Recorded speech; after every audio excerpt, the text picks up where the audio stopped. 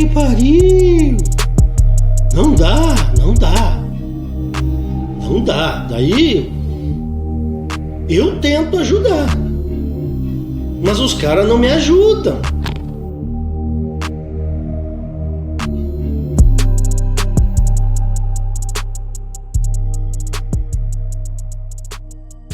Há coisas que o dinheiro compra e outras que ele leva embora. Este relato foi enviado por um de nossos corvos, um rapaz comum, jovem, universitário, que decidiu pagar, literalmente, para ver o que tantos chamam de experiência libertadora. O que ele não esperava é que, junto com o corpo, estaria alugando também a própria paz. Ouça com atenção. Se você está pensando em se envolver com uma GP, não vale a pena. Assim começa. Fui por influência de amigos da faculdade. Eles riam, contavam histórias, pintavam o ato como algo épico, libertador, um rito de passagem. E eu, curioso, fraco, estúpido talvez, fui. Agendei, fui até lá. Uma mulher bonita, de aparência impecável. Tudo no lugar, menos a alma. Essa parecia desligada, como quem liga o modo avião da existência. A transação foi rápida, objetiva, calculada.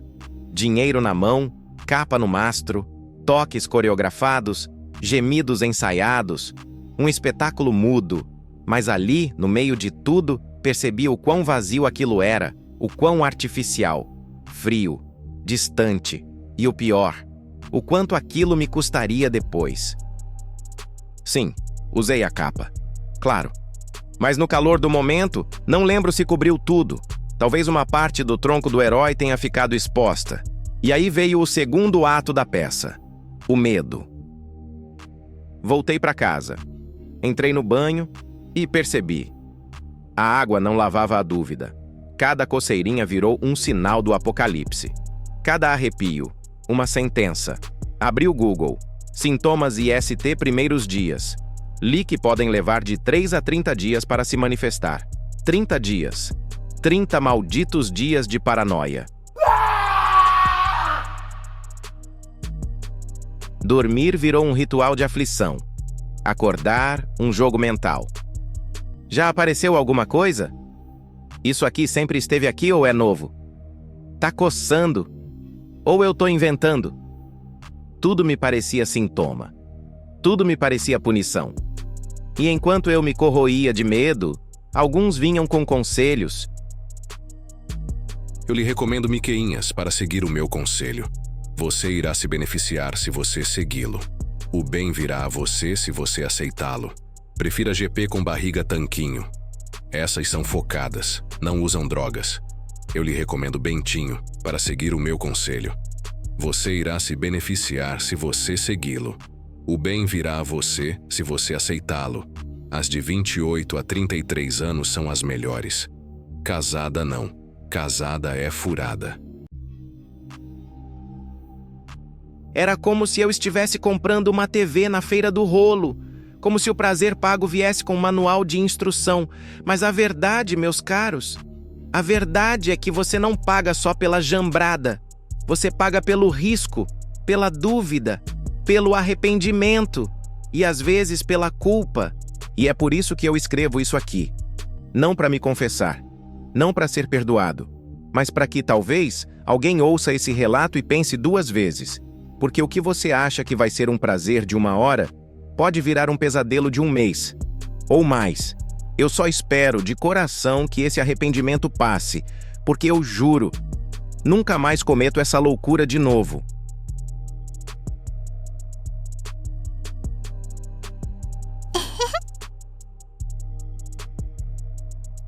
Mas, corvos, nossa noite não termina aqui.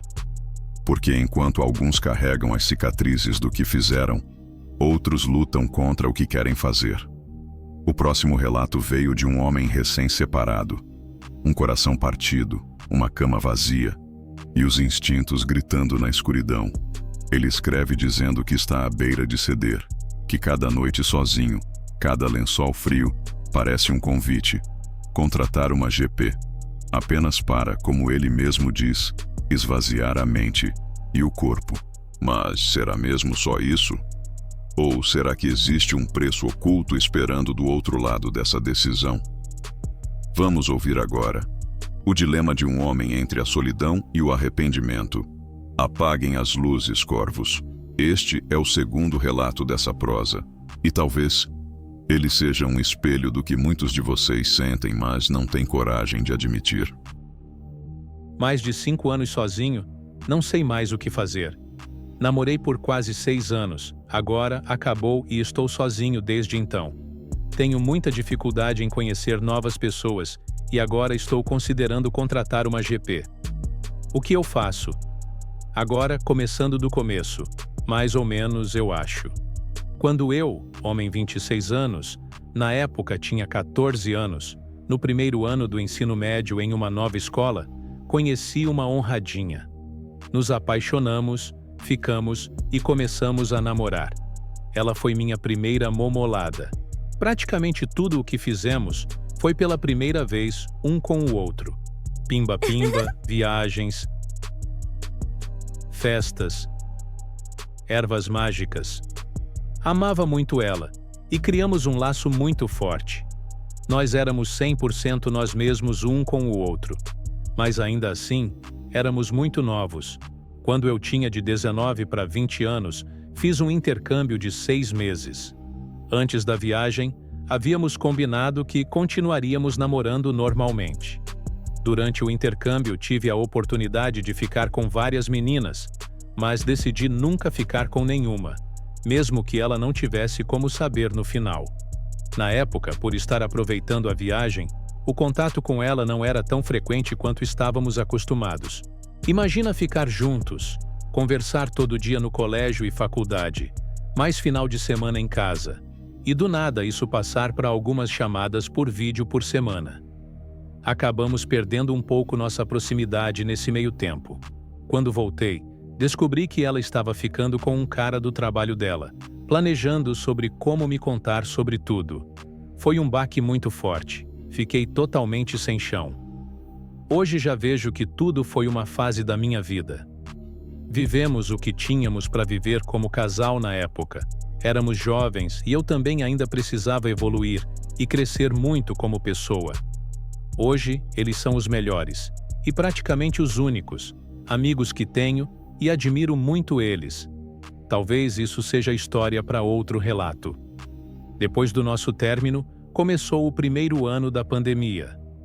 Me formei fazendo o último ano de faculdade e, a partir daí, comecei a me isolar pelos próximos anos.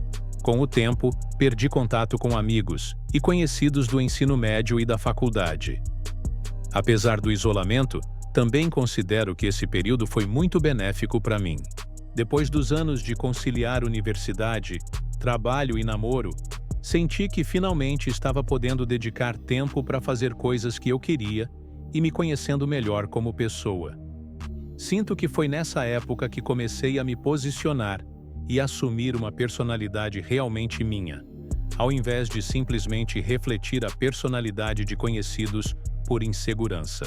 Ao mesmo tempo, por estar sozinho e isolado por conta da pandemia, esse foi um período que comecei a me aprofundar em alguns vícios que carrego até hoje. Ervas mágicas, only trouxas, mais recentemente álcool. E desde então, eu estou sozinho. Nunca mais namorei ou sequer beijei outra pessoa. Apesar de hoje estar com um pouco de sobrepeso, trabalhando para consertar isso e chegar no físico que gostaria, me considero um cara até que bem bonito. Tenho total consciência de que não sou um Chedi, talvez nem um 5 mesmo que eu chegue no físico ideal, mas tenho um rosto bonito, dentes alinhados, cabelo numa pegada longa, barba lisa, sou higiênico, sei me vestir bem. Quando preciso sair de casa, não saio desajeitado e sinto que sei me portar com confiança na rua. Sou muito gentil e carismático com qualquer pessoa que chega para trocar ideia comigo, ou em qualquer interação do dia a dia. Não sou incel e tenho nojo da galera que menospreza a mulher. Mas, principalmente se o contexto envolve muitas pessoas desconhecidas da minha idade, ou alguém que realmente sinto atração, costumo ser mais tímido e tenho dificuldade em socializar ou começar algum tipo de interação mais aprofundada que possa levar a alguma outra coisa. No geral, sou uma pessoa introvertida, até ganhar intimidade com alguém. Muito raramente vou em algum tipo de festa. Se eu saio, geralmente são em eventos culturais ou artísticos com os meus melhores amigos, minha ex e o noivo dela, que mencionei anteriormente. Também me sinto muito desconfortável com toda a dinâmica de aplicativo de relacionamento, desde ter que escolher foto até escrever bio e ter que flertar por mensagem. Sou absolutamente horrível com isso. Sempre preferi conversas naturais e trocas genuínas. Além disso tudo, também atuo como profissional criativo numa lógica freelancer, por projetos, trabalhando sozinho. Então a ideia de conhecer alguém do trabalho, da empresa, é praticamente inexistente. Mas enfim, é mais ou menos assim que eu segui até agora. Com muita dificuldade de encontrar alguém ou criar qualquer tipo de conexão significativa com outras pessoas, mesmo que não seja de forma romântica. Criei pouquíssimos amigos desde então, a maior parte vindos de interações que tive estando em ambientes junto com meus melhores amigos. Puta que pariu, meus amigos corvos telespectadores. Esse suíno realmente é dependente emocional da ex dele. E o pior, criou afeição pelo pé de pano. Mas vamos lá, deixa o suíno terminar o relato. Às vezes até rola algum tipo de troca de olhares rápida se eu estou caminhando na rua ou treinando na academia, mas nada que me faça criar coragem para chegar em alguém. Nunca foi até esse ponto de marcar um date. Bom, acho que o primeiro checkpoint seria aqui. O que vocês teriam para me dizer ou aconselhar considerando isso? Não dá. Daí eu tento ajudar, mas os caras não me ajudam. Gostaria muito de conhecer e namorar alguém que tivesse uma conexão verdadeira comigo e compartilhasse as sensibilidades e valores que eu tenho. Depois de anos buscando alguém. Talvez mais vendo se alguém cruza meu caminho do que ativamente procurando. E falhando, eu comecei a considerar contratar uma GP. Essa era uma ideia que até 2 semanas atrás nunca tinha sequer passado pela minha cabeça. Talvez eu seja miqueias demais, mas sempre fiquei preso àquela ideia de que naturalmente eu conheceria alguém especial. Mas até agora isso não aconteceu, e eu comecei a considerar uma GP por 2 principais motivos. Primeiro, porque eu realmente sinto que faz muito tempo que não tenho um pimba-pimba. Faz mais de 5 anos que não sei o que é um carinho, um toque, um beijo, uma jambrada, e eu realmente sinto saudade de poder fazer isso com uma pessoa, mesmo que fosse só por 5 minutos. Segundo, porque, conforme o tempo foi passando, eu comecei a desenvolver cada vez mais um medo de eu não saber pimbar quando chegasse a hora de ficar com alguém. Teria muita vergonha de ter a oportunidade de ficar com uma pessoa, e aí dar um beijo de língua horrível, como se estivesse beijando pela primeira vez na vida, por exemplo. Enfim, no geral eu acho que era meio avesso à ideia de contratar uma GP porque tinha um estereótipo em mente, e por achar relativamente nojento se eu pensasse demais sobre aquilo. Mas depois de olhar alguns sites e procurar muito, sinto que encontrei algumas meninas que parecem mais naturais e que me atrairiam de verdade. Nada contra e todo respeito a todas elas, mas não curto aquelas trabalhadas no combo lipo, silicone, lábios e bunda fake, etc. Então foi a partir daí que comecei a considerar essa ideia, mas ainda estou muito incerto sobre tudo, e sem saber se esse realmente é um caminho legal a ser seguido. Enfim, não sei o que fazer. Para mim, a solução ideal ainda seria encontrar uma parceira de verdade. Aceito dicas, opiniões, esporros, relatos e qualquer outra coisa que vocês queiram jogar pro meu lado. Muito obrigado. E então, corvos. 2 relatos, 2 almas em agonia, 2 caminhos escorregadios pelo beco úmido da solidão moderna. O primeiro, vocês lembram? Nosso estimado mutante emocional, que depois de um momento de prazer comprado, começou a ouvir ecos genéticos dentro da própria carne. Um susto? Um castigo? Ou por sua culpa mesmo, embrulhada em fluidos e silêncio. Já o segundo é aquele tipo de relato que escorre devagar, feito seiva jogada em garganta de funcionária de puteiro. Um homem à beira de um colapso emocional, abraçado pela ausência, quase fazendo um pix só para se sentir humano por 5 minutos. E agora eu pergunto, o que vocês fariam no lugar deles? Comentem aqui embaixo. Você acha que o primeiro exagerou? Ou foi castigado pelos próprios desejos? E o segundo? Vocês acham que ele devia resistir? Ou cair logo de cabeça no abismo pago por hora? Se identificaram? Conhecem alguém passando por isso? Ou vocês são os amigos que empurram o cara pro GPgismo? Eu quero ler tudo.